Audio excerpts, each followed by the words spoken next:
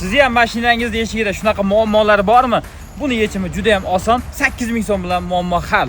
Lifehack'da jinnisi. Uy sharoitida zamoglaringizni moshni qilib yog'lab qo'ysa bo'ladi. Faqat bizga kerak bo'ladi shpris va atverka. Shprisga masla to'ldiramiz, ya'ni yog', luboy yog', oq yog'dan tashqari faqat. Ruchkani tortib olasizlar tepa tomoni, ichki qismida zamog bo'ladi. Bu qurib qoladi. Mana shuni yengil yog'lab tashlaymiz. Bemalol ichki tomoniga mana yog'ni quyamiz buni. Ko'rasizlarmi? Chiroylab yog'ni quyib, u tomon, bu tomondan hamma eshiklarni shunaqa yog'lab chiqsa bo'ladi. Atverkani olasiz, ruchkani oldi tomon tortasizda, mana shu holatda yog'lab oladi, mana. Eshikda ruchkasi ham ko'p g'ich-g'ich qiladi. Bunga ham yog'lab qo'ysa bo'ladi. Mana ichki tomonni ko'rsalang, mana yemirilib ketgan bo'ladi.